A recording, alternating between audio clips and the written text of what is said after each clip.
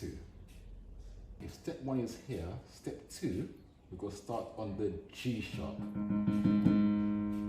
Here's C, C, D, E, F, G, G sharp. We're starting from here. Same sequence. 1, 2, 3, 4. 1, 2, 3, 4. 1, 2, 3, 4. 1, 2, 3, 4. So remember, step 1 was here with your forefinger. 1, 2, 3, 4. 1, 2, 3, 4. Step 2, we're starting from G sharp, same thing.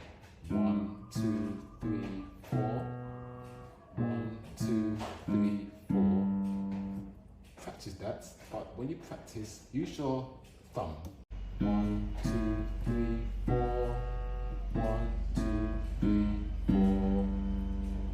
1, 2, 3, 4. 1, 2, 3, 4. That is step 2. Pause the video.